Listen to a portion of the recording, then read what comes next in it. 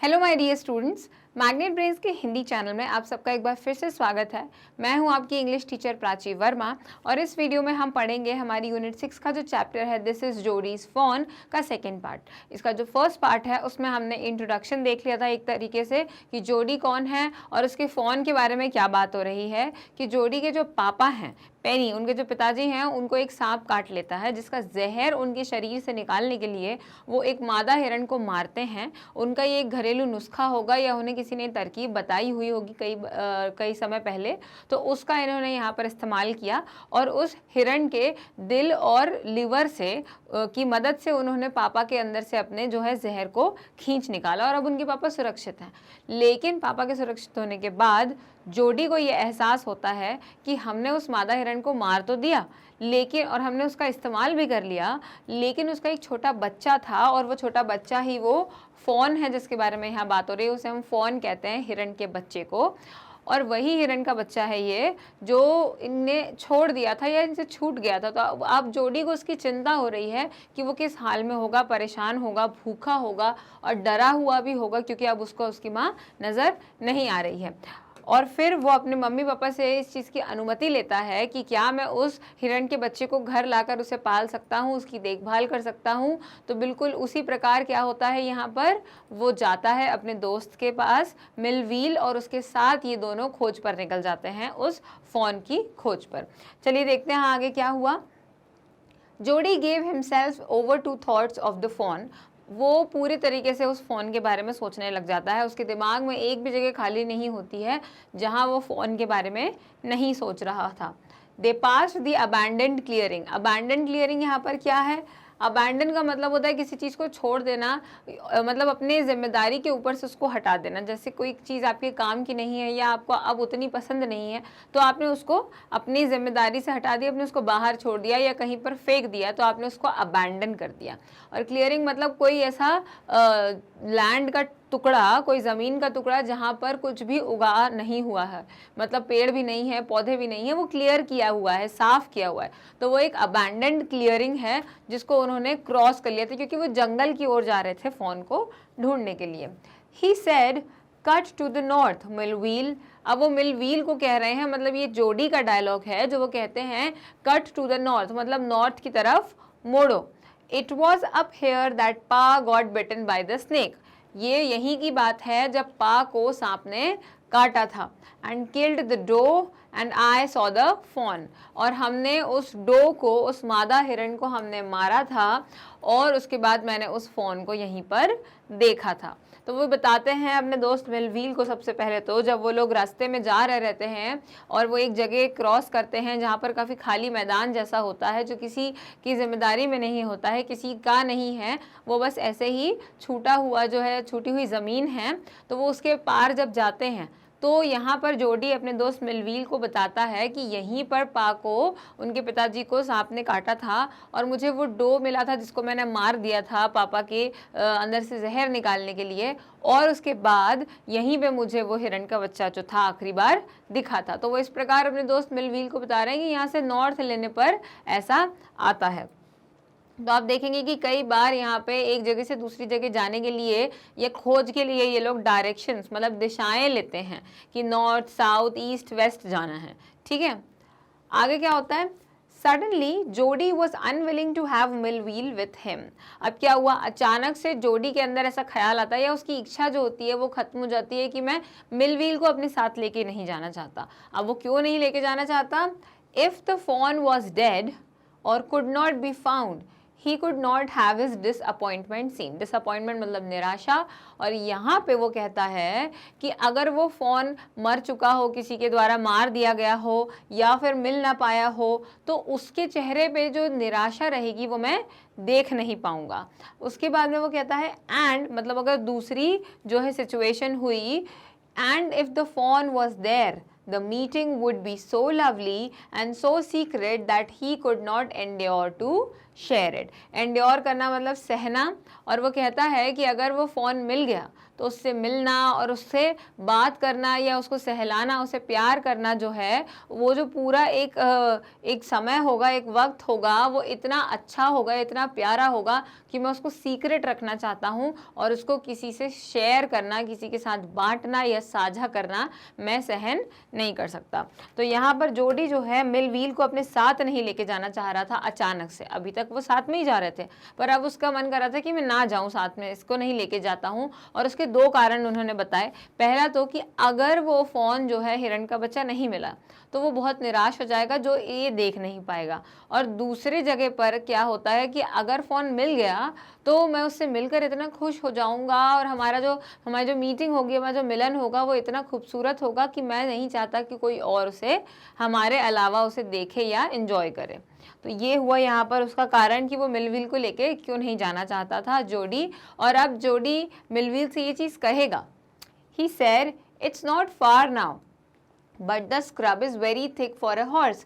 जैसे कि आप सबको याद होगा कि मिलवील और जोडी दोनों एक घोड़े की सवारी कर रहे थे, और घोड़े के साथ ही वो लोग वहाँ अंदर जंगल में जा रहे थे। तो जोडी कहता है कि अब इतना दूर यहाँ से नहीं है, लेकिन जो स्क्रब है is thick for a horse, मतलब कि जो घास है उगी हुई वो इतनी मोटी है कि वो एक घोड़े के उस पर आराम से चल पाने के लायक नहीं है। मतलब वो घोड़ा इतनी मोटी घास पर नहीं चल पाएगा। वो ऐसा कारण देते हैं, I can make it on foot, मैं अपने पैरों से चल सकता हूँ। जैसे आप लोगों ने घोड़े के पैर देखे होंगे, हूफ तरीके के होते हैं, ज़्यादातर जानवरों के पैर वैसे ही होते हैं, हर्बीवोर्स मतलब जो घास खाने वाले जानवर होते हैं उनके।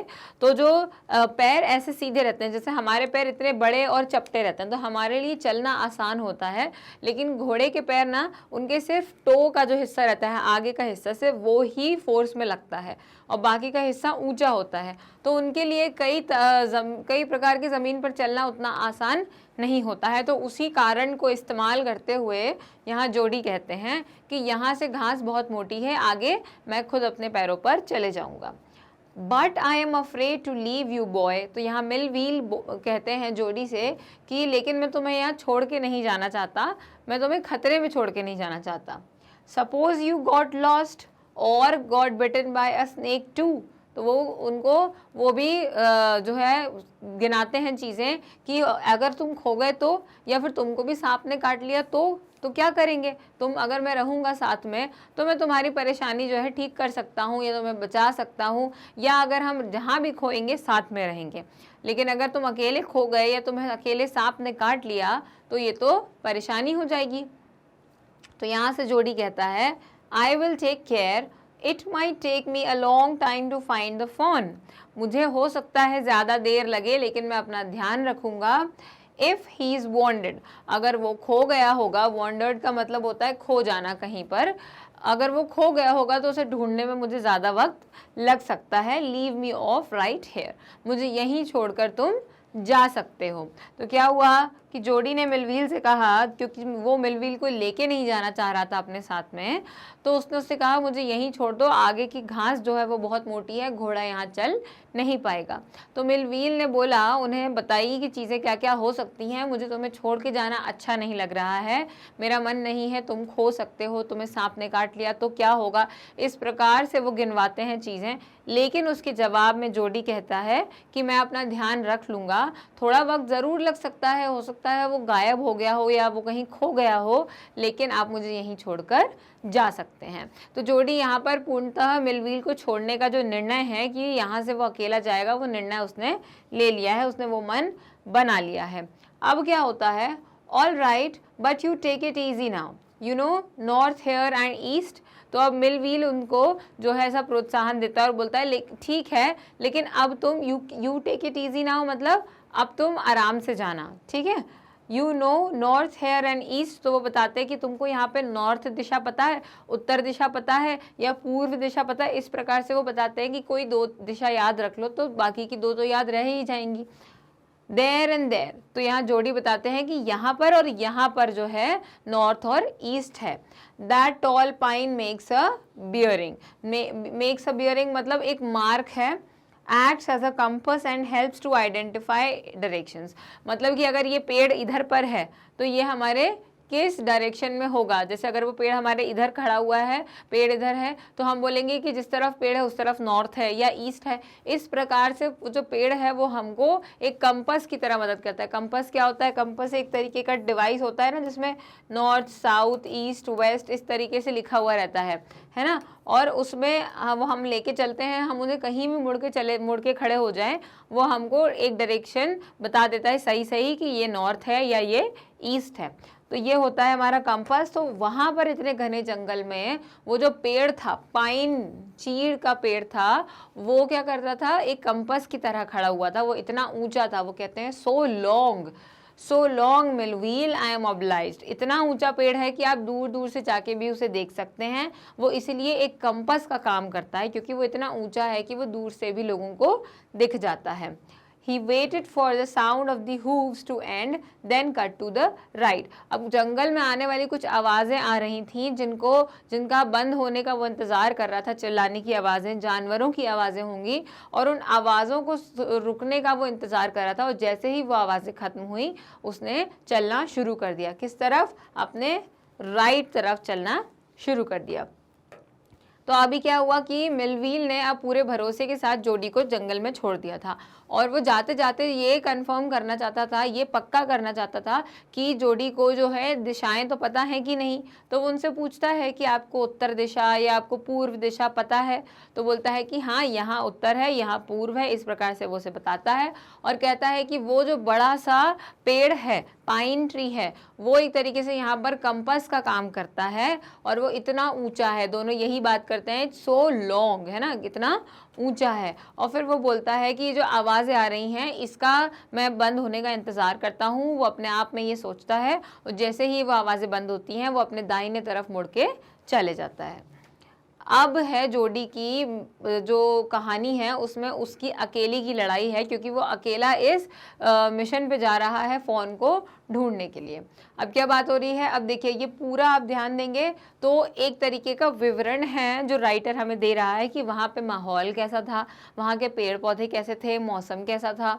क्या लिखा हुआ है? The scrub was still. Scrub का मतलब वो जो घास थी वो बहुत स्टिल थी, मतलब हिलती डुलती हुई नहीं थी, वो सूखी घास थी, इसलिए वो इतनी कड़क थी। Only his own crackling of twigs sounded across the silence. और कोई भी नहीं था दूर दूर तक। Only his own crackling of twigs, मतलब ट्विग्स तो आप सबको पता है, वो छोटे छोटे लकड़ी के टुकड़े जिससे चिड़िया घोंसला बनाती है, वो ट्विग्स कहलाते हैं। तो उन ट्विग्स के टूटने की जो आवाज़ है वो उसके खुद के तरफ से आ रही थी। मतलब वो जो उस सूखी घास पर चल रहा था, उसके पैरों की जो आवाज़ें थी जिसकी वजह से वो ट्विग्स टूट रहे थे, वो ही आवाज़ थी जो पूरे जंगल में फैली हुई थी, और कोई आवाज़ सुनाई नहीं दे रही थी। He wondered for an instant if he had mistaken his direction. Wandered, और हमने इससे पहले wandered देखा था, और ये wondered है। तो wonder और wander में क्या अंतर है? इस wonder का मतलब होता है सोचना, कि ऐसा मतलब बहुत ही बड़ा कुछ ख्याल सोचना। वंडर, आई वंडर वाई, जैसे ट्विंकल ट्विंकल लिटिल स्टार में how I wonder what you are, कि मुझे कैसे पता कि तुम क्या हो, है ना। तो कोई बड़ी सी चीज़ ऐसे जिज्ञासा हो जिसमें उस बारे में सोचने को कहते हैं वंडर, और इस वंडर को कहते हैं ऐसे ही घूमना, है ना, कहीं पर। या हम कह सकते हैं कोई आवारा घूम रहा है, या कोई बिना किसी काम के घूम रहा है, इस प्रकार से उसे हम कहते हैं वॉन्डर, भटकना। हम सही शब्द जो है यहाँ पर इस्तेमाल कर सकते हैं। तो ये जो है हमने इससे पहले देखा था, उसमें वो भटक रहा था, और ये वंडर है कि वो सोच रहा था, ठीक है। तो he wondered for an instant, instant मतलब एक पल के लिए उसको ये ख्याल आया, if he had mistaken his direction, कहीं उसने अपना रास्ता तो नहीं भटक गया है, या वो भूल गया है। मिस्टेकन, उससे दिशा देखने में गलती तो नहीं हुई कहीं। Then a buzzard rose in front of him and flapped into the air. अब buzzard क्या है? A large bird like the vulture. vulture तो सबने देखा ही होगा, कितना बड़ा होता है, गिद्ध कहते हैं हम उसको। वो बैठा रहता है तो ही इतना बड़ा रहता है, और जब वो अपने पंख फैलाता है तो वो कितना बड़ा विशालकाय दिखता है। तो एक buzzard जो है वो vulture की तरह दिखने वाला एक बर्ड है जो कि मरे हुए जानवरों का मांस खाता है। तो वो एक तरीके से उसको हम स्कैवेंजर भी कहते हैं, वो पक्षी जो कि मरे हुए जानवरों का मांस खाता है। वल्चर भी वही करता है और बजर्ड भी एक प्रकार से वही जानवर है, वही पक्षी है। तो बजर्ड एकदम से उसके सामने आया, एकदम से सामने से प्रकट हुआ and flapped into the air, मतलब फड़फड़ाते हुए वो हवा में चला गया। He came into the clearing under the oaks. अब जहाँ पर ओक के पेड़ लगे हुए थे वहाँ पर एक साफ सुथरी जगह थी, भगते हुए वो वहाँ पर आ गया। Buzzard sat in a circle around the carcass of the doe. अब यहाँ पे क्या हुआ, वो जो डो था, वो जो मादा हिरण था, उसकी डेड बॉडी यहाँ पर पड़ी हुई थी, उसका जो मृत शरीर था वो यहाँ पर पड़ा हुआ था और उसके चारों ओर एक गोलाकार तरीके से जो है वो सारे बजर्ड्स बैठ गए यहाँ पर। तो ये चीज़ किसको देखने मिली, ये चीज़ बेचारे जोडी ने देखी कि वो जो घास थी वो कितनी कड़क थी। पहले तो वो उस पर चल रहा था तो उसको लग रहा था कि मैं ही अकेला हूँ, दूर दूर तक और कोई भी नहीं है, क्योंकि वो जब कदम रख रहा था अपने तो उस सूखे घास की टूटने की जो आवाज़ आती है, जिसको इन्होंने यहाँ पे क्रैकलिंग नॉइस कहा है, क्रैकलिंग ऑफ ट्विग्स कहा है, तो वो चीज़ उसी के द्वारा जो साउंड है वो आ रहा है और कोई यहाँ उपस्थित नहीं है। तभी अचानक से क्या होता है कि एक बड़ा सा पक्षी बजर्ड, जो जिसका नाम दिया गया है, वो निकलता है कहीं से और उसके बाद में फड़फड़ा के हवा में चले जाता है। फिर बहुत सारे बजर्ड्स जो हैं वो उस मादा हिरण जो है जिसको इन्होंने मारा था उसके डेड बॉडी के चारों ओर जो है बैठ जाते हैं, क्योंकि अब शायद वो उस पर अपना भोजन करने वाले हैं। तो ये चीज़ देख के जोड़ी को कैसा लगता है, आइए देखते हैं। They turned their heads on their long scrawny necks and hissed at him. Hissed at him मतलब उसको देखकर, उस डो को देखकर जो है वो लोग एक प्रकार की आवाज़ निकालते हैं, क्योंकि उसे देखकर वो उत्साहित हो रहे हैं या फिर किसी और को देखकर वो गुस्सा कर रहे हैं। तो उन्होंने क्या किया है, दे turned their heads on their long scrawny neck. Scrawny मतलब एकदम उनका इस प्रकार से जो है, इस प्रकार से उनकी गर्दन होती है, क्योंकि वो बहुत लंबी होती है और वो खुद भी बहुत बड़े होते हैं। तो उनकी जो स्क्रॉनी, जो लंबी सी गर्दन है, उस पे उन्होंने अपनी जो गर्दन है, उस अपना जो सर है उसको घुमाया और उसके ऊपर जो है क्या करने लगे, हिज एट हिम। हिस जो आवाज़ है वो दरअसल होती सांप की है, उसी प्रकार की जो हिस करने की आवाज़ होती है वो यहाँ पर बजर्ड्स ने निकाली। He threw his bow at them and they flew into an adjacent tree. अब जोडी ने क्या किया, अपना जो बो है उसके पास कुछ जो होगा, बो मतलब क्या होता है, एक कुछ गुच्छा जो था वो उसने उनके ऊपर फेंका और वो लोग उड़ के कहाँ चले गए, बगल वाले पेड़ पर। एडजेसेंट मतलब नियर बाय, बगल में। जैसे आपके पड़ोसी को आप कह सकते हैं उनका घर आपसे एडजेसेंट है, उसी प्रकार बगल वाले पेड़ पर वो चले गए। The sand showed large cat prints but the big cats killed fresh and they had left the doe to the carrion birds. तो अब जो रेत पड़ी हुई थी उसके ऊपर लार्ज कैट प्रिंट्स थे, मतलब बड़े बड़े बिल्ली के पंजे के निशान थे। तो अब इतनी बड़ी बिल्ली कहाँ से आएगी, वो हो किसके सकते हैं, वो शेर के पंजे के निशान भी हो सकते हैं।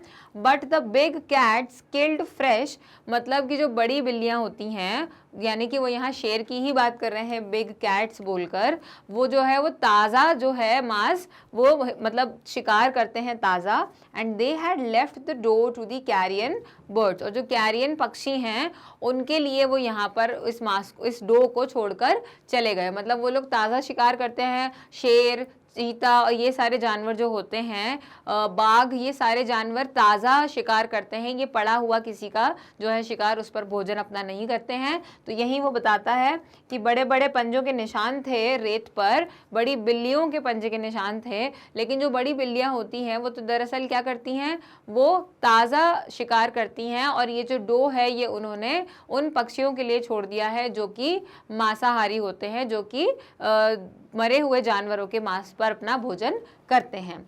तो पहले तो उसने अपने आप को बचाने की कोशिश करी उन बजर्ड से, ठीक है, उसने अपने आप को बचाया और वो उड़ के दूसरी ओर चले गए, क्योंकि वो उसको तो कुछ भी नहीं करेंगे क्योंकि वो मरे हुए जानवरों पर अपना भोजन करते हैं।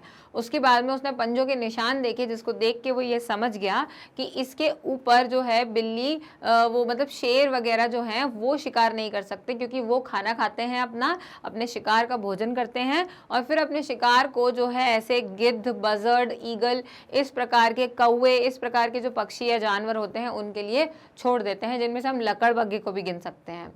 फिर क्या हुआ, He parted the grass at the place where he had seen the fawn. अब घास लंबी उगी हुई होगी तो उसने उसको दो हिस्से में इस प्रकार से हटाने की कोशिश करी कि उसको हटा के मैं उस हिस्से में देखूं, उस जगह पर देखूं जहां मैंने उस बच्चे, हिरण के बच्चे को देखा था.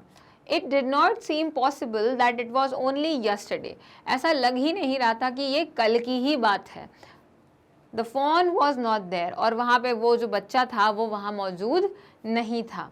He circled the clearing. There was no sound, no sign. उन्होंने क्या किया, जोडी ने उसको ऐसा मार्क कर दिया ताकि उन्हें याद रहे उस हिस्से को. वहाँ कोई आवाज़ नहीं थी और वहाँ कोई साइन भी नहीं था, कोई ऐसा सबूत भी नहीं था जिससे वो इस चीज़ को पक्का कर सकें कि अगर वो यहाँ कभी था या अब आएगा वापस या कहाँ गया है. तो इस प्रकार उन्होंने क्या किया, जो लंबी लंबी घास थी जहाँ उन्होंने पिछली बार उस फॉन को, इस हिरण के बच्चे को देखा था, तो उन्होंने वहाँ घास को हटा के उसे देखने की कोशिश करी, लेकिन वहाँ पे वो नहीं मिला. कोई आवाज़ नहीं, कोई सबूत नहीं, कुछ भी नहीं. तो यहाँ जोडी को विश्वास ही नहीं हो पा रहा था कि ये कल की ही बात है और इतनी जल्दी वो बच्चा अकेला कहाँ गायब हो सकता है.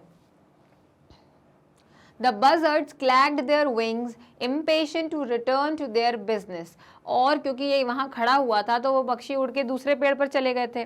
तो अब वो क्या हो रहे थे, वो बेचैन हो रहे थे. वो बेचैन हो रहे थे इस बारे में कि उनको वहाँ पर अपना भोजन जो है पूरा करना है, जो कि इसने उस गुच्छे को फेंक कर, जोडी ने उन बजर्ड के ऊपर अपने उस गुच्छे को फेंक करके उन्हें वहाँ से भगा दिया था. तो अब बजर्ड जो हैं अपने पंख फड़फड़ा रहे थे ज़ोर ज़ोर से, क्योंकि वो ये पंख फड़फड़ा के क्या बताना चाह रहे थे, वो जोडी से ये बताना चाह रहे थे कि तुम जल्दी जाओ तो हम अपना काम यहाँ पर कर सकें. He returned to the spot where the fawn had emerged and dropped on all fours. तो उन्होंने क्या बोला कि वो वापस उस जगह पे आया जहाँ पर उन्होंने फॉन को देखा था, जहाँ फॉन पहली बार उसके सामने आया था. and dropped on all fours, studying the sand for the small hoof prints. अब जो ज़मीन थी, जो रेत थी, उसके ऊपर छोटे छोटे हूफ के जो निशान है, हूफ मतलब horny part of the foot of an ungulated animal. एक ऐसा जानवर, जैसे मैंने बात करी थी घोड़े के बारे में, तो जो भी घास खाने वाले जानवर होते हैं उनके पैर कुछ इस प्रकार होते हैं जैसे कि हील सैंडल्स पहनी हुई हों, है ना. उनकी एड़ी ऊपर से पीछे से उठी हुई होती है और जो उनका टो का हिस्सा होता है आगे वाला, वो पॉइंटेड होता है. जैसे हमने घोड़े की बात करी थी, तो वैसे ही हिरण के भी पैर मिलते जुलते होते हैं. तो वो जब रेत पे चलेंगे तो जो पैरों के निशान बनते हैं उसे हम कहते हैं हूफ. तो वो क्या करते हैं, हूफ के स्मॉल हूफ प्रिंट्स मतलब छोटे छोटे जो है पंजे के निशान, वो स्टडी करने लग जाते हैं, उसे समझने लग जाते हैं कि वो कहाँ हैं, कहाँ जा रहे हैं, ताकि वो उसे ढूंढ सकें. The night's rain had washed away all tracks. पूरे जितने रास्ते थे, ट्रैक्स का मतलब जितने निशान थे, रात में जो बारिश हुई थी उस वजह से सब कुछ धुल गया था, except those of cat and buzzards. अब बिल्लियाँ यानी कि शेर या बिल्ली भी हो सकती हैं, और जो बजर्ड्स हैं उनके पैरों के निशान हैं, उसके अलावा किसी के पैरों के निशान अब उनको नहीं दिख रहे थे. तो क्या हुआ, वो जो थे बजर्ड, उन्होंने अपने पंख फड़फड़ाए और जोडी को वहाँ से जल्दी जाने के लिए कहा, और वो फिर लौट के उस जगह वापस आया जहाँ उसने आखिरी दफ़ा जो है इस फ़ोन को देखा था, और वो पंजों के निशान देखने लग गया. ठीक है, पंजों के निशान देखकर क्या किया उसने, उसको ये समझ में आया कि वहाँ पे सिर्फ या तो बिल्लियाँ, छोटी या बड़ी बिल्लियों के पैरों के निशान हैं, उन बजर्ड्स के पंजों के निशान हैं, लेकिन उस डो या फिर उस फ़ोन के पंजे के निशान वहाँ पे नहीं थे, क्योंकि रात में हुई बारिश की वजह से सब कुछ धुल गया था. अब आगे क्या होता है, movement directly in front of him startled him so that he tumbled backwards. Tumbled का मतलब होता है to fall down suddenly but without serious injury. जैसे आप एकदम से डर के गिर जाओ, आपको चोट नहीं आएगी, लेकिन अब बस आप डर के मारे बैलेंस आपका बिगड़ गया और आप गिर गए, तो उसको कहते हैं टम्बल्ड. उसकी आंखों के सामने एक ऐसा मूवमेंट हुआ, ऐसा कुछ हिला कि वो एकदम से डर गया. स्टार्टल्ड का मतलब एकदम लड़खड़ा जाना, और वो लड़खड़ा के जो है पीछे की तरफ गिर गया. तो क्या हुआ, the fawn lifted its face to his, और तभी उसने देखा कि fawn lifted its face to his. It's यहाँ पे फॉन के लिए है, हिज यहाँ पे जोडी के लिए है. तो वो फॉन ने क्या किया, अपना चेहरा जोडी के चेहरे के सामने उठाया. It turned its head with a wide, wandering motion and shook him through with the stare of its liquid eyes. It was quivering. तो अब क्या हुआ, इसने अपना जो सर है ऐसा वाइड वंडरिंग मोशन में हिलाया, है ना, एंड शोक हिम। जैसे आपने अक्सर कुत्तों को देखा होगा, वो कुछ भी सामान पकड़ते हैं, कुछ भी खिलौना लेते हैं तो वो ऐसे ऐसे करके अपना सर हिलाते हैं, बस उसी तरीके से, क्योंकि जानवर हर बार अपने हाथों से अपने बाल या अपने चेहरे पे आने वाली चीज़ों को ठीक नहीं कर सकते, तो वो क्या करते हैं, अपने चेहरे को, अपने पूरे सर को बहुत ज़ोर से हिलाते हैं। और वही चीज़ यहाँ पर हमारे फ़ॉन ने भी करी, जो बड़ा ही खूबसूरत नज़ारा लगा है जोडी को। और फिर उसके बाद में उसने अपनी लिक्विड आईज से, उसकी आंखें तरल नहीं थी, लेकिन जब कोई बहुत ही मासूम चेहरा दिखता है तो ऐसा लगता है उनकी आंखों में ना आंसू या पानी भरा हुआ है, जिसकी वजह से उनकी आंखें चमक रही हैं। तो बस वही ये लिक्विड आईज वो कहना चाह रहे हैं, इट वॉज क्वेवरिंग। और वो समझाते हैं कि वो कैसा दिख रहा था, टू शेक लाइटली, वो कांप रहे थे उसको देख के, क्योंकि उनको उम्मीद नहीं थी कि वो मिल जाएगा और उनका मन था कि वो उसे ढूंढ के लाएंगे। तो जो चीज़ उन्हें चाहिए उनके आंखों के सामने उन्हें होती हुई दिख रही थी, ये देखकर वो कांप उठे, मतलब डर के मारे नहीं, एक अलग से एक उत्साह के मारे वो यहाँ पर कांप उठे। तो जोडी ने क्या किया, अभी जोडी जो है ज़मीन पे देख रहा था, तलाश कर रहा था कि कहाँ उसको पैरों के निशान मिल जाएं, और उसके सामने कुछ ऐसा हुआ जिसकी वजह से वो लड़खड़ाया और पीछे की ओर गिर गया, अपना बैलेंस खोकर वो गिर गया। उसे चोट नहीं आई, लेकिन वो डर के मारे गिर गया। अब उसने क्या देखा कि जो फ़ॉन था, जो वो हिरण का बच्चा था, उसने अपना चेहरा उठाया, जोडी को देखा, और उसके बाद में बहुत ही वाइड, मतलब चौड़े एरिया में उसने अपना सर जोर से हिलाया और फिर अपनी आँखों से उसे देखने लग गया। और वो नज़ारा इतना ही खूबसूरत था, वो बच्चा इतना मासूम लग रहा था कि उसे देखकर उत्साह की वजह से जोडी भी कांपने लगा। तो अब क्या होता है कि it made no effort to rise और रन। अब वो जो फ़ॉन था उसने कोई कोशिश नहीं करी, मेड नो एफर्ट मतलब कोई कोशिश ना करना, है ना, कोई कोशिश नहीं करी कि वो भागे या खुद को बचाने की कोशिश करे वहाँ से। Jody could not trust himself to move, और उस जोडी को बिल्कुल विश्वास नहीं हो रहा था उसके आसपास या उसके सामने जो चीज़ हो रही थी, जो उसे दिख रही थी, कि वो हिल नहीं पा रहा था। जब हम किसी चीज़ की उम्मीद नहीं करते और वो चीज़ हो जाती है तो एक प्रकार से हमें ऐसा लगता है कि हम भ्रम में जी रहे हैं या हम सपने में हैं, तो हम उस जगह से हिल नहीं पाते हैं क्योंकि हमें विश्वास ही नहीं हो पाता कि वो सच है। He whispered, it's me. अब जोडी ने विस्पर किया, इट्स मी, मैं हूँ। The fawn lifted its nose, उस बच्चे ने क्या किया, हिरण के बच्चे ने अपनी नाक इस तरीके से उठाई, जब कोई भी जानवर सूंघने की कोशिश करता है कुछ, तो वैसे ही उसी प्रकार से उसने अपनी नाक उठाकर सूंघने की कोशिश करी। सेंटिंग हिम, उसको सूंघ रहा था, पहचानने की कोशिश कर रहा था उसके गंध को। He reached out one hand and laid it on the soft neck, और उसने अपना एक हाथ जो है जोडी ने उठाया और उसके गर्दन के ऊपर, जैसे कि हम जानवरों को आम तरीके से सहलाते हैं, उसी प्रकार से उसने सहलाना उसको शुरू किया। तो जब जोडी और फ़ॉन का आमना सामना हुआ तो क्या हुआ, यहाँ पर उसने दौड़ने भागने गया, कोई प्रयास नहीं किया, कोई कोशिश नहीं करी, उसको ये लगा ही नहीं कि मुझे जोडी से खतरा है और मुझे खुद को बचाना चाहिए। उसके बाद में जोडी ने भी हिम्मत नहीं कर पाया कि वो उठ के चल पाए या कुछ, और जैसे ही जोडी ने धीरे से बोला कि इट्स मी, मैं हूँ, किससे बोला, फ़ॉन से कहा, उस बच्चे से कहा, तो वो जो बच्चा था वो सूंघने लगा जोडी को, और सूंघते सूंघते ये पहचानने की कोशिश कर रहा था, जैसे जानवर क्या करते हैं, गंध की मदद से वो एक दूसरे की पहचान समझते हैं। अगर वो हमें सूंघेंगे और उनको ऐसा लगता है कि हमसे मिलना उनके लिए सुरक्षित है तो ही वो हमारे पास आएंगे, अन्यथा वो हमारे पास नहीं आते हैं क्योंकि शायद उनको हमसे खतरा महसूस होता है। तो बस उसी प्रकार उन्होंने अपनी नाक उठाई सूंघते सूंघते, और उसको सूंघने की, उसे पहचानने की कोशिश कर रहा था। तभी जोडी ने अपना एक हाथ लेके उसके गले के ऊपर जो है सहलाया और उसको प्यार करने लग गया। फिर क्या हुआ, the touch made him delirious.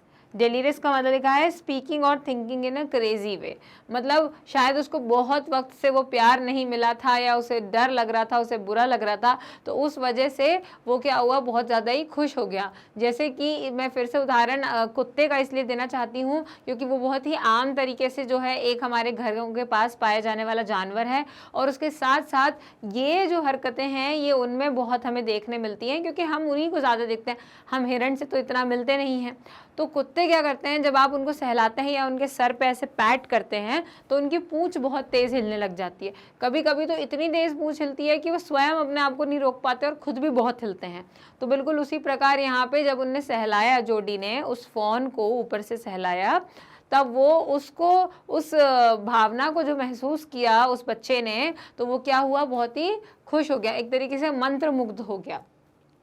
He moved forward on all fours until he was close beside it. और वो अपने चारों पैरों पे चल के और पास आया जब वो उसके एकदम बगल में आ गया, मतलब चल के उसके बगल तक वो पहुंच गया। He put his arms around his body, और उसने जो है, जोडी ने क्या किया, अपने हाथों को उसको अच्छे से पकड़ लिया, जैसे गले लगाते हैं उस तरीके से उसको पकड़ लिया। A light convulsion passed over it, but it did not stir. एक convulsion का मतलब है a sudden violent movement of the body that you cannot control. ठीक है, तो क्या हुआ, एक बहुत ही हल्का सा एक झटका जैसा उसे महसूस हुआ, क्योंकि एकदम से वो हिरण का जो बच्चा था वो इस चीज़ के लिए तैयार नहीं था कि जोडी मुझे गले लगा लेगा, है ना, कि ये जो व्यक्ति मेरे सामने है, ये जो मनुष्य है मेरे सामने, वो मुझे एकदम से गले लगा लेगा मुझे प्यार करने के लिए। तो एकदम से वो थोड़ा सा कांप गया और उसने जो जोर लगाने की कोशिश करी वो यहाँ पर जोडी को महसूस हुआ, but it did not stare, वो लंबे समय तक नहीं चला, वो ज़रा सा एक झटका होकर वो ठीक हो गया। He stroked its side as gently as though the fawn were a china deer and it might break. अब उसने उसके अपने हाथों से उसके दोनों ओर इस तरीके से धीरे धीरे क्या कर रहा था, स्ट्रोक कर रहा था, मतलब थपकी दे रहा था। कौन, जोडी। अब जोडी जो है उसे प्यार ही कर रहा था, उसे सहला रहा था, उसे अच्छा महसूस करवाना चाह रहा था। तो यहाँ जोडी क्या करता है, उसे हल्की हल्की थपकी दे रहा था, और इतनी हल्की थपकी दे रहा था मानो कि वो जो हिरण का बच्चा है वो असली बच्चा ना होके कोई चीनी मिट्टी का बना हुआ हिरण है, और अगर वो उसे ज़्यादा ज़ोर से थपकी देगा तो वो टूट जाएगा। तो यहाँ हम देखते हैं कि जोडी कितना ज़्यादा अच्छा महसूस कर रहा है। जो उसने सोचा था कि मिल व्हील को मैं नहीं लेके जाऊँगा, क्योंकि जब वो फ़ोन मुझे मिलेगा तो मुझे इतना अच्छा महसूस होगा, हमारा मिलन इतना सुंदर होगा कि वो मैं किसी और से साझा नहीं करना चाहता, किसी और से उस पूरी भावना को और उस अनुभव को बांटना नहीं चाहता, इसीलिए वो अकेला जाना चाह रहा था। और मेरे ख्याल से आप भी यही सोचते होंगे कि उसका ये जो निर्णय था ये सही था, क्योंकि वो सफलतापूर्वक जो है वो बच्चे से मिला और उसने बहुत ही अच्छा अनुभव किया। क्या अनुभव किया, उसने उसको स्पर्श किया, जिसकी वजह से उसको बहुत अच्छा महसूस हो रहा था, हिरण के बच्चे को बहुत ही वो मंत्रमुग्ध हो गया। और फिर उसके बाद में वो चारों पैरों पे चल के उसके पास आया, उसके बगल में आ गया, क्योंकि उसे अच्छा लग रहा था। उसका भरोसा जो था जोडी के ऊपर वो बढ़ता ही जा रहा था। पहले भी उसने भागने दौड़ने की कोशिश नहीं करी जोडी को देखकर, मतलब उसे भरोसा तो हो गया था उसे सूंघने के बाद, लेकिन जैसे ही जोडी ने उसको सहलाना शुरू किया तो उसका भरोसा और ज़्यादा बढ़ गया कि ये अच्छा इंसान है, मुझे इससे डरने की ज़रूरत नहीं है। उसके बाद में जोडी ने उसे ज़ोर से पकड़ लिया, ऐसे गले लगा लिया, उसने अपने आप को थोड़ा छुड़ाने की कोशिश करी, लेकिन उसके बाद में वो ठीक हो गया।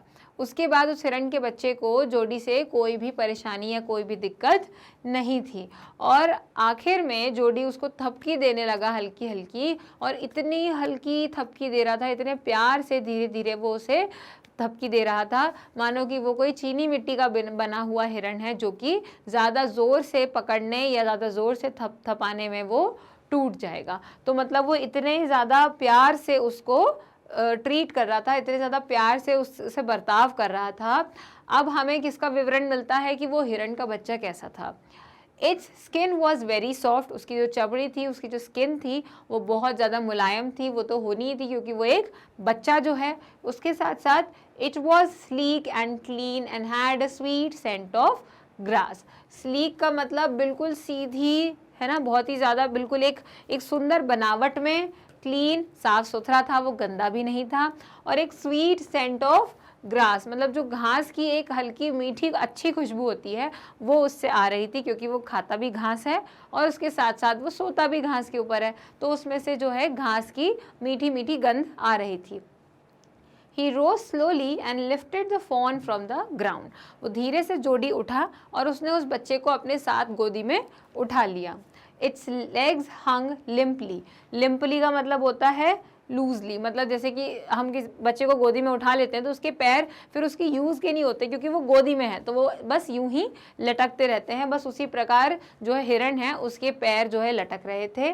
दे वर सरप्राइजिंगली लॉन्ग, वो बहुत लंबे थे, और ये बहुत ही बढ़िया बात है, ये हमने यहाँ देखिए कि वो बहुत ज़्यादा ही लंबे थे, सरप्राइजिंगली लॉन्ग थे, क्योंकि हिरण जो हैं वो सिर्फ ऐसा नहीं है कि घास खाते हैं यहाँ से वहाँ और सुंदर दिखते हैं, वो बहुत ऊंचा कूद सकते हैं, वो बहुत लंबी छलांग भी लगा सकते हैं, और वो बहुत तेज़ दौड़ सकते हैं। अपने बचाव के लिए ही नहीं, यूं ही बहुत तेज़ वो दौड़ सकते हैं, जिसके कारण उनके पैर लंबे होते ही हैं। और ये तो एक बच्चा है जिसके पैर इतने लंबे थे। And he had to hoist the fawn as high as possible under his arm. अब जब उसने उसे गोदी उठाया तो उसके पैर लटक रहे थे नीचे, और वो इतने लंबे थे कि उसको काफ़ी ऊपर उसे उठाना पड़ा। हॉइस्ट मतलब हैंग इन दी एयर, मतलब हवा में उसको रखना पड़ा, काफ़ी ऊंचा रखना पड़ा। क्यों? ताकि वो पैर नीचे ना टकराएं। तो क्या हुआ, यहाँ पर जोडी बताने लगा कि वो हिरण का बच्चा कैसा था। उसकी जो त्वचा थी, जो उसकी स्किन थी, वो बहुत ज़्यादा ही मुलायम थी, वो बहुत ही सुंदर बनावट में था, चिकना और साफ था, और उसमें से घास की मीठी मीठी गंध जो है उसे आ रही थी। जोडी को सूंघ पा रहा था वो। उसके बाद में वो खुद धीरे से उठता है, उस हिरण को अपनी गोदी में उठाता है और देखता है कि वो जो हिरण का बच्चा है उसके पैर जो लटक रहे हैं, ऐसे ही लूज लटक रहे हैं, वो बहुत ज़्यादा लंबे हैं, और वो इतने लंबे हैं कि उसको काफ़ी ऊंचा उठाना पड़ रहा था हिरण को, ताकि वो नीचे से ना टकराएं। He was afraid that it might kick and bleat at sight and smell of its mother. उसको पहले ये डर था। अब क्या हुआ, यहाँ पे जोडी अपना एक जो अनुभव उसने सोचा था कि शायद ऐसा होगा, वो यहाँ पर देखने के लिए बोलता है कि उसे डर लग रहा था।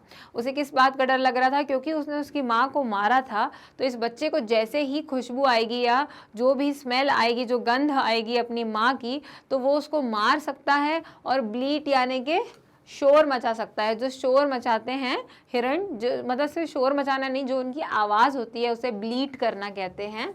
तो यहाँ पे देखते से ही या फिर अपने माँ की गंध को सूंघते से ही वो उसे मार सकता था, मतलब धक्का मार सकता था गुस्से में, या फिर शोर कर सकता था। He skirted the clearing and pushed his way into the thicket. और वो जो साफ सुथरी जगह थी, सफाई, जैसे हमने साफ ज़मीन की बात करी थी, वहाँ से होते हुए कहाँ चले गए? Pushed his way into the thicket. जो घनी घास थी या फिर घना जंगल था, वहाँ पे वो अंदर चले गए। Pushed his way मतलब अब जोर लगाते हुए उस रास्ते चले गए। It was difficult to fight through with this burden. अब वो अगर इस प्रकार से कोई सामने आ जाए तो इस बोझ को, मतलब इसका ऐसा बोझ नहीं बोल रहा था, लेकिन इस भारी जानवर को पकड़े हुए लड़ना बहुत मुश्किल था। The fawn's legs caught in the bushes and he could not lift his own with freedom. तो उन्होंने क्या देखा? अब जोडी ने क्या देखा कि जो फॉन के पैर थे इतने लंबे, वो झाड़ियों में फंस गए थे, और वो बच्चा बेचारा बहुत नाजुक था, बहुत छोटा था कि वो खुद से उनको बाहर नहीं खींच पा रहा था, बाहर नहीं निकाल पा रहा था। तो शुरुआत में हमको जोडी ने क्या बताया? जोडी ने बताया कि उसे डर था कि कहीं वो उसे पहचान के, मतलब उसकी माँ की गंध को पहचान के उस पर हमला ना कर दे या चिल्लाने ना लग जाए, मतलब वो आने के लिए राज़ी ना हो। लेकिन क्या हुआ, वो तो बढ़िया उसकी गोदी में आ गया, और अब वो उसे गोदी में उठा के अपने घर की ओर चलने लगा। उसने उस ज़मीन को पार करते हुए, उस खाली ज़मीन को पार करते हुए वो कहाँ पहुँचा? वो घने जंगल में पहुँच गया। वो घने जंगल से क्यों जा रहा था? क्योंकि इस भारी बच्चे के साथ लड़ाई करना, फाइट करना मुमकिन नहीं था। तो फिर क्या हुआ, वो फॉन को उन झाड़ियों में से लेके जा रहा था बचने के लिए, लेकिन वो जो बच्चा है, वो जो फॉन है, उसके पैर झाड़ियों में फंस गए, और वो खुद की स्वतंत्रता से उसे नहीं निकाल पा रहा था, उसके लिए मुश्किल था। शायद वो बच्चा बहुत ही ज़्यादा नाजुक था, या उसको कोई तरीका या तरकीब नहीं मालूम थी। He tried to shield his face from prickling vines. और वो उसका मुंह जो है बचाने के लिए, मतलब वाइन्स का मतलब होता है जो लटें होती हैं, है ना, जो बेलें होती हैं, और कुछ बेल ऐसी भी होती हैं जिनमें कांटे लगे होते हैं या जो थोड़ी सी चुभने वाली होती हैं। तो वो जो चुभने वाली बेल है, उनसे उसका चेहरा बचाने के लिए वो अपने हाथ से उसको शील्ड कर रहा था, उसके ऊपर जो एक ढाल जैसी बना रहा था। Its head barbed with its STRIDE. और उसके चलने के साथ साथ, जैसे जैसे चल चल रहा था, जोडी जैसे जैसे चल रहा था, उसका सर जो है इस प्रकार हिल रहा था। बॉब्ड मतलब एक कूदने वाला, है ना, बाउंस होने वाला जो मूवमेंट होता है उसे बॉब्ड कहते हैं। His heart thumped with the marvel of its acceptance of him। अब यहाँ किसकी बात हो रही है? हिज की बात हो रही है। तो हिज का मतलब कौन है? जोडी। क्योंकि जोडी इस बात से बहुत ज़्यादा खुश था कि उस हिरण के बच्चे ने उसको कबूल कर लिया है, वो मान गया है उसके साथ आने में। ये एक्सेप्टेंस जो था, ये जो अपनाने का जो भाव था, इसकी वजह से जोडी इतना खुश था कि उसके दिल की धड़कन बहुत तेज़ हो रही थी। He reached the trail and walked as fast as he could until he came to the intersection with the road home। तो क्या हुआ? वो ट्रेल मतलब उस पगडंडी, अब वो जंगल पार कर चुका था और अब वो जंगल तक पहुंचने की जो हल्का रास्ता होता है ना, पगडंडी कहते हैं जिसको, जो रास्ता बनाया नहीं गया होता है लेकिन ज़्यादा चलने की वजह से अपने आप वहाँ पे रास्ता बन जाता है। मतलब कि एक कच्चा रास्ता दिखता है जहाँ पे सूखी घास या हमको ज़मीन दिखती है और दोनों तरफ घास रहती है, उसे कहते हैं हम ट्रेल या हिंदी में कहेंगे पगडंडी। तो जब वो पगडंडी पे पहुँचा और जल्दी जल्दी चलने लग गया और तब तक जल्दी जल्दी चलता रहा जब तक वो अपने घर के पास वाले चौराहे तक ना पहुँच जाए। तो क्या हुआ? उसने सारी जो बेलें थीं जिनमें कांटे लगे हुए थे उनसे बचाते हुए, है ना, और उसके बाद में उसका सर जो था, उसने सर के ऊपर सबसे पहले तो एक ढाल बना ली। वो ढाल क्यों बनाई? ताकि वो बच्चा जो है उसको वो बेलों के कांटे या जो पत्ते चुभने वाले होते हैं वो ना लगे। और उसके बाद में जैसे जैसे जोडी चल रहा था वैसे वैसे वो हिरण का जो बच्चा है उसका सर यूं यूं हिल रहा था एक छोटे बच्चे की तरह। और उन्होंने क्या कहा कि उसका जो दिल है, जोडी का जो दिल है वो बहुत तेज़ धड़क रहा था। और उसके तेज़ धड़कने का कारण क्या था? वो इस बात से बहुत ज़्यादा खुश था और विश्वास नहीं कर पा रहा था कि इस हिरण के बच्चे ने उसको अपना लिया है। कोई ज़िद नहीं करी, कोई तकलीफ़ नहीं दी, बहुत ही आराम से वो इसके पास आ गया। तो ये देखकर वो बहुत ज़्यादा खुश था और उस खुशी के मारे उसकी दिल की धड़कन बहुत तेज़ चल रही थी। और उसके बाद में जैसे ही वो पगडंडी पर पहुंचा, जंगल पार करके वो पगडंडी पर पहुंचा, उसने जल्दी जल्दी चलना शुरू किया ताकि वो जल्द से जल्द अपने घर के पास वाली जो सड़क है वहाँ पर पहुँच जाए। He stopped to rest and set the fawn down on its dangling legs। Dangling legs मतलब वही हिलते डुलते पैरों के ऊपर। पहले तो वो रुका, आराम करने के लिए रुका, और फिर उसके बाद में वो जो फॉन था उसको उसने नीचे बैठा दिया, नीचे रख दिया उसके लड़खड़ाते हुए पैरों से। इट वेवर्ड ऑन देम, और वो जो था वो अपने पैरों पे लड़खड़ा रहा था, सीधा खड़े नहीं हो पा रहा था। It looked at him and bleated, और फिर वो उसकी तरफ देखकर क्या करने लगा? बोलने की कोशिश करने लगा। जैसी आवाज़ हिरण निकालते हैं, जैसे मेमने जैसी आवाज़ रहती है, बस उसी प्रकार की आवाज़ जो है वो निकालने लगा। किसको देख के? जोडी को देखकर।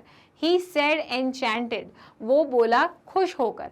He said तो है कि वो बोला, enchanted मतलब बहुत खुशी से वो बोला, I will carry you after I get my breath। अब जोडी, क्योंकि वो बच्चा भारी था तो वो बहुत थक गया था, जोडी उसको उठा करके, तो उसने उसको थोड़ी देर के लिए बिठाया और उससे कहा कि मैं तुम्हें उठाऊंगा लेकिन पहले मैं अपनी सांस तो ले लूँ, मैं बहुत थक गया हूँ।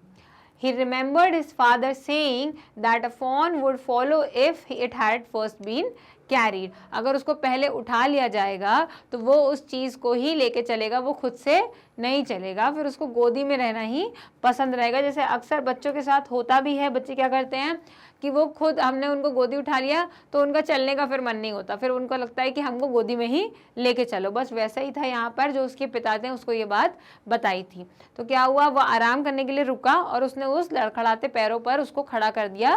किसको? फॉन को। अब वो फॉन, क्योंकि उसके पैर इतनी देर से लटक रहे थे तो वो सीधा खड़ा नहीं हो पा रहा था, एक बच्चा जैसा होता है वो हिल रहा था, कांपते हुए खड़ा हुआ था अपने पैरों के ऊपर। उसके बाद में वो चिल्लाने लगा उसको देखकर कि मुझे फिर से गोदी उठाओ और चलो, क्योंकि उसे अब मज़ा आ रहा था। अब फ़ोन को जो है जोडी के साथ मज़ा आने लग गया था। तो जोडी ने खुश होकर बोला कि मैं तुम्हें उठाऊंगा पर पहले मैं सांस ले लूँ। और फिर उसको याद आई क्या? अपने पापा की बताई हुई एक बात, कि उसके पापा ने कहा था कि अगर एक हिरण के बच्चे को हम एक बार गोदी ले लेते हैं तो वो उस चीज़ को ही फॉलो करता है, उसका ही पालन वो करता है, उसको गोदी में ही रहना पसंद रहेगा। He started away slowly. The fawn stared after him। वो धीरे धीरे चलने लगा और उसके बाद में जो फ़ोन था, जो बच्चा था, उसके पीछे पीछे आने लगा। He came back to it and stroked it, वो उसके पास वापस आया, उसको थपकी दी एंड वॉकड अवे अगेन, और फिर से दूर चला गया। मतलब अब वो उसको एक तरीके से ट्रेन कर रहा था यहाँ पे, है ना। वो उठा और वो धीरे धीरे चलने लगा, तो वो फ़ोन भी उसके पीछे पीछे चलने लग गया। उसके बाद में क्या हुआ, वो रुका, वो वापस आया, उसको थपकी दी फ़ोन को, और फिर वो वापस चला गया। It took a few wobbling steps towards him and cried piteously. अब उसने क्या, wobbling मतलब हलते डुलते कुछ कदम उसने लिए उसकी तरफ, and cried piteously, उसने दया के लिए, मतलब कि मुझ पे दया करो, मुझे गोदी उठा लो, इस तरीके से जैसे बच्चे करते हैं ना, रोना गाना करते हैं, बस वही चीज़ उसने यहाँ पर करी। It was willing to follow him, वो उसके पीछे जाने के लिए पूरी तरीके से इच्छुक था। It belonged to him, it was his own. और अब यहाँ पर ये कितनी प्यारी लाइन लिखी हुई है कि वो उसके पीछे जाने के लिए बिल्कुल इच्छुक था, क्योंकि अब वो उसका हो चुका था, अब वो उसको मान चुका था, अपना दोस्त, अपना ओनर, या जो भी कहें। जोडी और फ़ोन के बीच में जो है दोस्ती अब अच्छी हो चुकी थी। इट वॉज हिज ओन, अब वो उसका स्वयं का एक तरीके से पालतू जानवर हो गया था।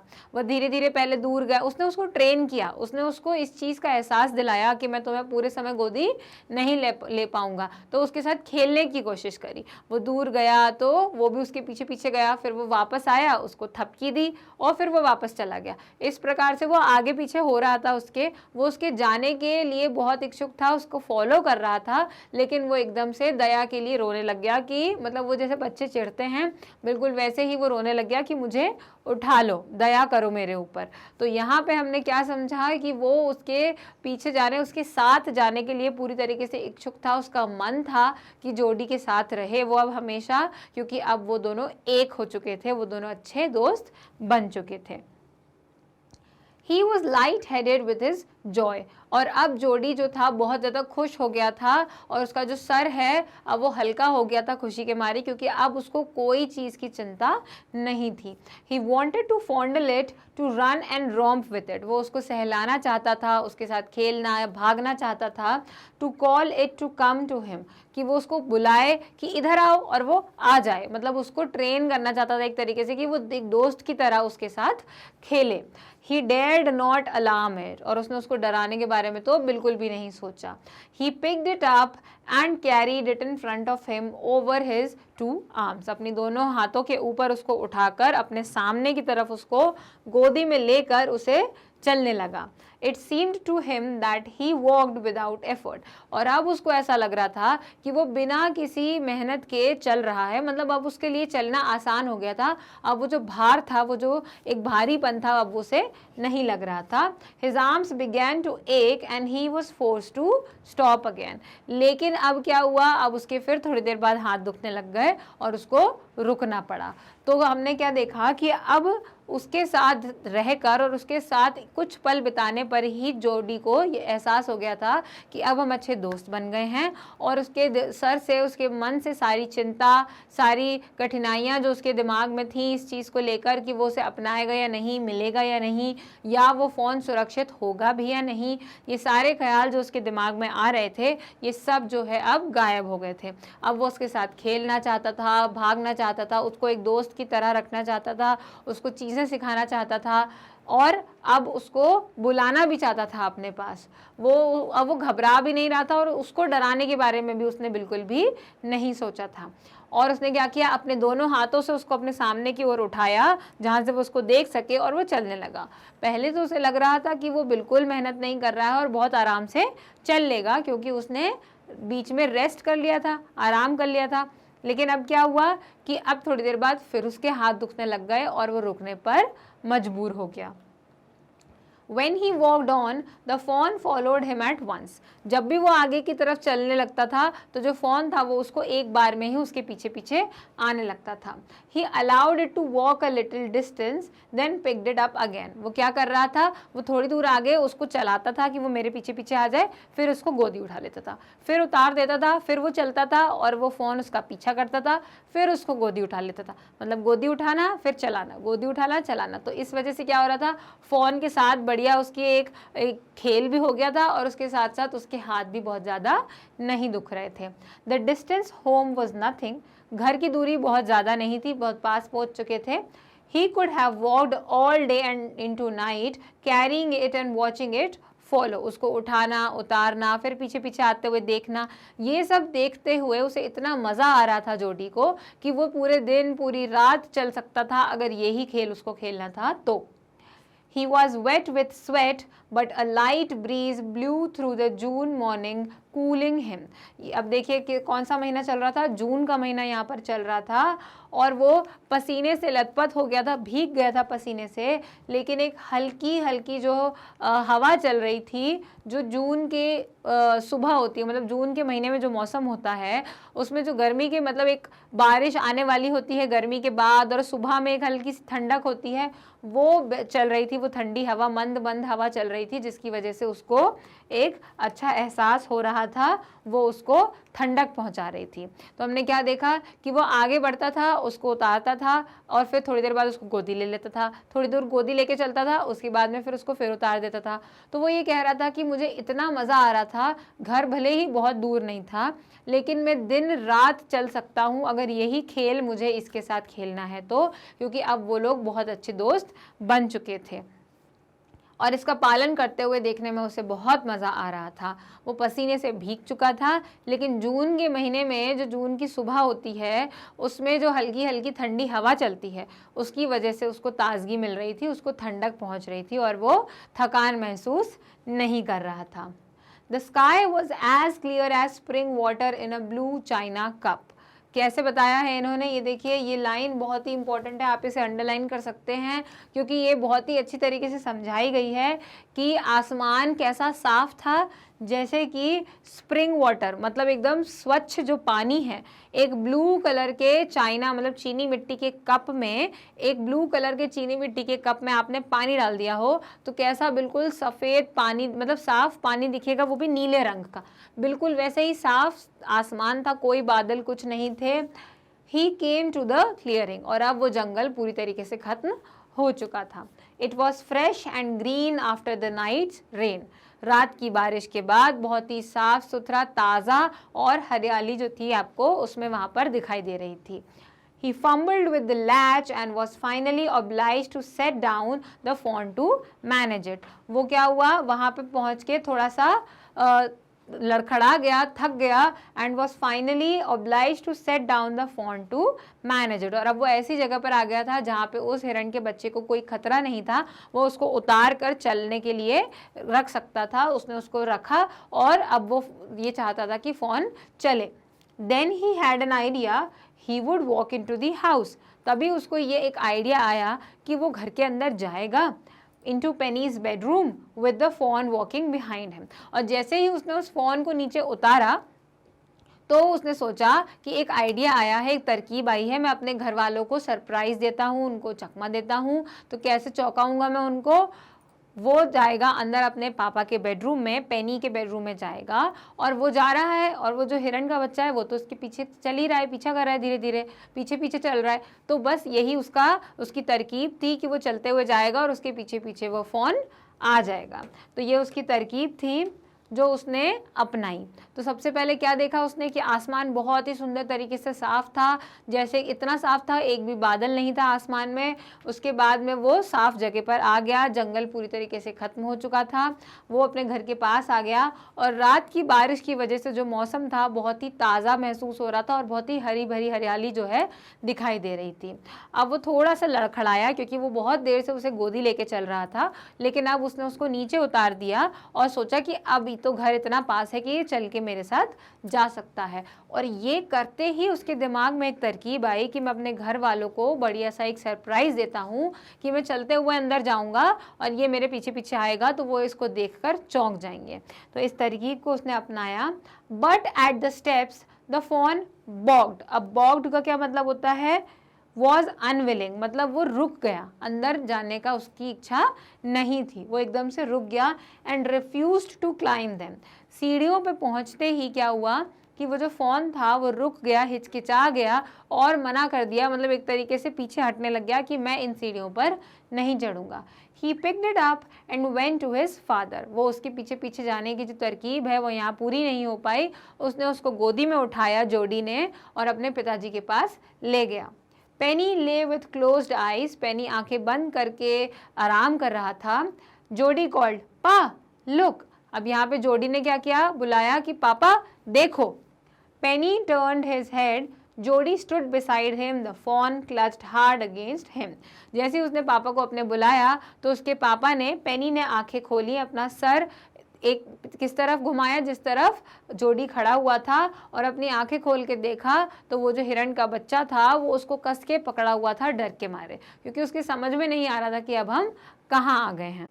तो फिर क्या हुआ अब कि जब वो घर के अंदर घुसने लगे, जब वो घर पर पहुंचने लगे, जो कि यहाँ पर जोडी ने सोच के रखा था कि मैं सरप्राइज़ दूंगा अपने घर वालों को, चौंका दूंगा, वो चीज़ नहीं हो पाई और वो सीढ़ियों पर ही रुक गया हिरण का बच्चा। तो इसने उसको गोदी उठाया और अपने पापा के रूम में लेकर गया और अपने पापा से कहता है, पापा देखो। उसके पापा जो कि आराम कर रहे थे, आंख बंद करके सो रहे थे, उन्होंने इसकी तरफ अपना सर, अपनी गर्दन जो है जोडी की तरफ घुमाई और देखा तो वो जो बच्चा था, हिरण का बच्चा, वो डर के मारे बहुत तेज़ी से जोडी को पकड़ा हुआ था, क्योंकि उसे समझ नहीं आ रहा था कि हम कहाँ पर हैं और हम यहाँ अंदर क्यों आए हैं। It seemed to Penny that the boy's eyes were as bright as the fawn's. तो यहाँ पर पेनी को क्या लगा, उसके पिताजी ने जब ये चीज़ देखी, दोनों को, जोडी को और उस फॉन को देखा, तो उन्हें क्या एहसास हुआ कि दोनों की आंखों में एक जैसी चमक है, दोनों की आंखें जो हैं उतनी ही बड़ी और सुंदर लग रही हैं। He said, I am glad you found him. उसने कहा, मुझे बहुत खुशी हो रही है कि तुम्हें ये मिल गया है। जोडी then went to the kitchen. फिर वो किचन गया। किचन क्यों गया? शायद अपनी माँ को बताने के लिए। The fawn wobbled after him. Wobbled का मतलब होता है to move from side to side in a way. एक तो ऐसे ऐसे करके, मतलब उत्सुकता से इधर उधर कूदना, जैसे कुछ मिलने वाला हो या कुछ होने वाला हो खुशी से। तो वो जो उत्सुकता है वो दिख रही थी। वो जो फॉन था वो इर्द गिर्द जो था घूम रहा था। A pan of morning's milk stood in the kitchen safe. Kitchen के सेफ, मतलब किचन के सेफ का मतलब यहाँ तिजोरी नहीं है, जो कि होता अक्सर तिजोरी ही है, लेकिन जो किचन के अंदर अलमारी थी, उस अलमारी में सुबह का दूध जो था वो रखा हुआ था। The cream had risen on it. और उसके ऊपर जो मलाई थी, मलाई की परत थी, वो जम चुकी थी।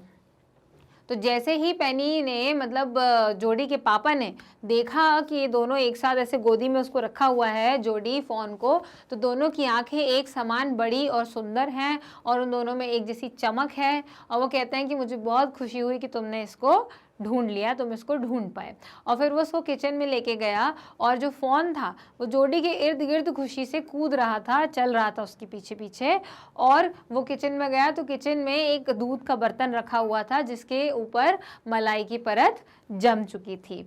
तो अब उसने क्या किया, he skimmed the cream into a jug. एक जग में उसने स्किम्ड मतलब ऊपर की परत हटा दी। He poured milk into a small gourd. Gourd मतलब कि वो जो बड़ी बड़ी कद्दू जैसी दिखने वाली लौकी होती है, उस लौकी को सुखाकर उसके पात्र बनाए जाते हैं, उसके बर्तन बनाए जाते हैं, उसको इन्होंने यहाँ पे गॉड कहा है। तो उसी प्रकार का एक बर्तन जो था उसमें इन्होंने जो है थोड़ा सा दूध निकाला। He held it out to the fawn. उसने फॉन को ऐसे करके दिया कि पी लो इसमें से। It butted it suddenly smelling the milk. उसका सर टकरा गया। बटेड मतलब उसके सर पर ऐसे उसने सर मारा उस बर्तन के ऊपर और दूध को सूंघने लगा। He saved it precariously from spilling over the floor. और यहाँ पे जोडी ने एकदम से उसको बचाया, बड़े आराम से, बड़ी मुश्किल से उसको बचाया कि वो गिरे ना। It could make nothing of the milk in the gourd. क्योंकि उसने उसको सूंघ लिया था तो अब उस दूध का वो कुछ नहीं कर सकता था। तो क्या हुआ, उसने ऊपर की मलाई हटाई और एक छोटे से बर्तन में दूध निकाला और वो दूध उसके सामने ऐसे दिया। किसको? फॉन को दिया कि वो पी ले। लेकिन उसकी समझ में नहीं आया मैं क्या करूं। उसने अपना सर उस पर दे मारा और उसको सूंघने लग गया।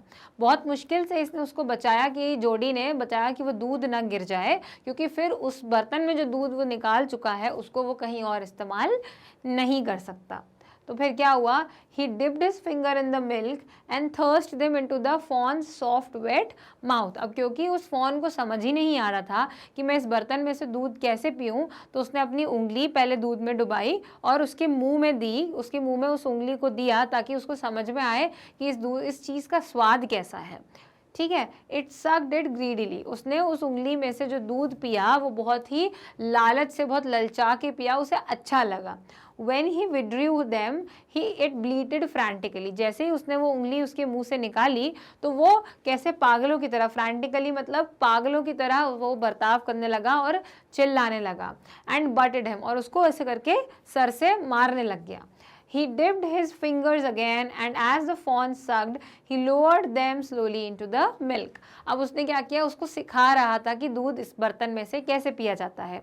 तो उसने क्या किया, फिर से उसने उंगली दूध में डुबाई, उसके मुंह में दी ताकि वो उसको चूसे, उसे पिए दूध उसमें से, और फिर धीरे धीरे उसको पास में लेके आया बर्तन के पास ताकि वो यहाँ पर अपना मुंह डालकर उस बर्तन में से दूध को पी ले।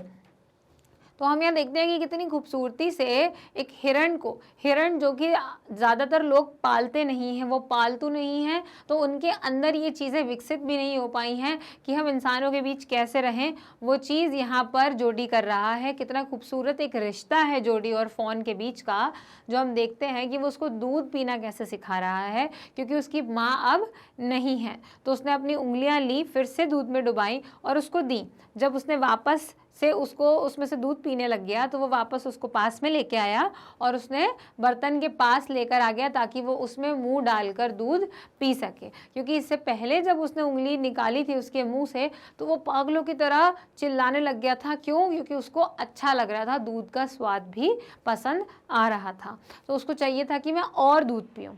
तो इस वजह से वो उसको दूध पीना यहाँ पर सिखा रहा था। The fawn blew and sucked and snorted। वो एकदम से खुश हो गया और फिर उसके बाद में उसने जो है और ज़्यादा दूध पीना शुरू किया। एंड स्नॉटेड मतलब नाक से, स्नॉट का मतलब होता है to make noise by blowing air through the nose. जिस प्रकार आपने देखा होगा पिग्स जैसी आवाज़ निकालते हैं, सुअर जिस प्रकार की आवाज़ निकालते हैं, बस उसी को स्नॉट करना कहते हैं। तो यहाँ पर उसने भी कुछ उसी प्रकार की आवाज़ निकाली। उसने खुशी से, क्योंकि वो दूध पीकर बहुत खुश था, तो उसने स्नॉट किया। It stamped it's small hoofs impatiently, और बहुत खुश होकर उसने अपने पैर जो हैं पटके, बहुत आराम से, बहुत ज़ोर से नहीं लेकिन खुश होकर उसने वहाँ पर अपने पैर पटके। As long as he held his fingers below the level of the milk, और उसकी उंगली जो थी उसने दूध का जो बर्तन था उसके अंदर उसने हिरण के बच्चे ने उसकी उंगलियों को पकड़ के रखा था। द फॉन वॉज कंटेंट मतलब उस उंगलियों को पकड़ के उसको अच्छा लग रहा था। इट क्लोज्ड इट्स आइज ड्रीमिली, और वो कुछ सोचकर, एक सपने की तरह इसे सोचकर आंखें बंद किए हुए था। उसको एक दिन से ज़्यादा हो गया था अपनी माँ को देखे बिना, और इसलिए उसे अपने माँ की और उनके दूध की बहुत याद आ रही थी। तो उस जैसे ही उसने दूध पिया, जोडी ने उसको दूध पिलाया इस तरीके से, तो उसे बहुत अच्छा लगा। उसने अपने पैर पटकना शुरू कर दिए खुशी से, और वो दूध के बर्तन के नीचे से भी उसकी उंगलियों को पकड़े हुए था, क्योंकि उसे बहुत अच्छा एहसास हो रहा था। और उसके साथ साथ वो एक सपना देख रहा था, उसे ऐसा लग रहा था, इसलिए उसने अपनी आंखें यहाँ पर बंद कर ली थी। It was ecstasy to feel its tongue against his hand, और उसकी जो जीभ है वो अपनी उंगलियों के पास महसूस करना एक बहुत ही अच्छा अनुभव था। It's small tell flicked back and fourth, पूंछ बहुत तेज़ी से हिला रहा था। वो फ़ौन खुश था क्योंकि वो बहुत ज़्यादा उत्साहित था और बहुत ज़्यादा ही संतुष्ट भी था। The last of the milk vanished in a swirl of foam and gurgling, और जो आखिरी का दूध जो बचा था एकदम अंत में, वो कैसे एकदम से गायब हो गया। एक बार में उसने उसको जैसे क्या बोलते हैं, चाय पीने की जो आवाज़ होती है हम स्लर्प कहते हैं या गर्गलिंग जो कहते हैं, एक बार में गुड़गुड़ाहट की आवाज़ के साथ वो दूध पूरा समाप्त हो गया। उसने पीकर उसे ख़त्म कर दिया। तो उसको दूध पिलाने की ये जो पूरा जो तरीका था, ये पूरा एक बहुत सुंदर अनुभव था जो जोडी के लिए बहुत ही प्यारा था। और जोडी बता रहा था कि उसकी उसको बहुत ही अच्छा लग रहा है। उसकी जीभ को महसूस करना अपने हाथों पर वो एक बहुत ही अच्छा एहसास था और वो खुशी के मारे अपनी पूँछ आगे पीछे हिला रहा था। तो इस प्रकार हमें ये समझ में आ गया कि जोडी को ही सिर्फ अच्छा नहीं लग रहा था फ़ोन को अपने घर लाकर, बल्कि उस फ़ोन को भी बहुत अच्छा लग रहा था जोडी से मिलकर। उसे ये तो नहीं पता था कि जोडी का मकसद क्या था उसे अपने घर लेकर आने का, लेकिन ये ज़रूर पक्का था कि फ़ोन को एक घर मिल गया था और उसकी माँ की जो कमी थी वो यहाँ पर पूरी हो सकती थी। तो ये थी हमारी बहुत ही सुंदर कहानी जिसका नाम था दिस इज़ जोडीज़ फ़ोन, जिसमें जोडी जो एक बच्चा था उसने एक बहुत ही अच्छा काम किया है उस फ़ोन को घर लाकर, जिसकी माँ को उसने मजबूरी में मारा था। तो इससे हमें क्या सीख मिलती है कि हमें अच्छे काम हमेशा करते रहने चाहिए और उसके साथ साथ हमें जानवरों की तरफ दया का भाव हमेशा रखना चाहिए। तो ये थी हमारी कहानी। अगले वीडियो में हम इसकी समरी देखेंगे जो कि आपके वन शॉट रिविजन का एक बहुत ही बढ़िया प्लेस है, जिसके लिए आपको जाना है मैग्नेट ब्रेन्स की वेबसाइट पर। टाइप करें magnetbrains.com। ऐसी स्क्रीन ओपन होगी जिस पे आप अपनी जो है कोर्स सिलेक्ट करेंगे CBSE हिंदी मीडियम और अपनी क्लास सिलेक्ट करेंगे क्लास 8th। हम पढ़ रहे हैं हनी ड्यू सामान्य अंग्रेजी, जिसके लिए आपको इस वॉच नाउ के आइकन पर जाना है और वहाँ पे क्लिक करना है। आपके पास पूरी लिस्ट ओपन हो जाएगी जिसमें सारी यूनिट और यूनिट के साथ उसके नीचे दिए गए सारे टॉपिक हैं। जिस भी टॉपिक की आपको डाउट है उस टॉपिक के सामने वॉच नाउ पर क्लिक करें और वीडियो को शुरू करें। वीडियो को शुरू से लेकर आखिरी तक देखें ताकि आपको कोई भी डाउट हो तो वो क्लियर हो जाए। उसके बाद भी अगर आपको कुछ समझ नहीं आता है तो आप कमेंट सेक्शन में उसे लिख सकते हैं। और मैं आपको एक और बार यही बताऊंगी कि मैग्नेट ब्रेन्स पर 100% फ्री ऑनलाइन शिक्षा उपलब्ध है 6 से 12 स्टैंडर्ड तक के बच्चों के लिए, वो भी सारे स्टेट बोर्ड्स के हिसाब से। तो अगर आपको ये वीडियो पसंद आया और आप समझ पाए इस वीडियो को तो इसे लाइक करें। आगे के इसी प्रकार और वीडियोज़ को की अपडेट्स पाने के लिए हमारे चैनल को सब्सक्राइब करें और किसी और को ये वीडियो के एक्सप्लेनेशन भेजना चाहते हैं तो उनसे आप इस वीडियो को शेयर भी कर सकते हैं। तब तक के लिए थैंक यू।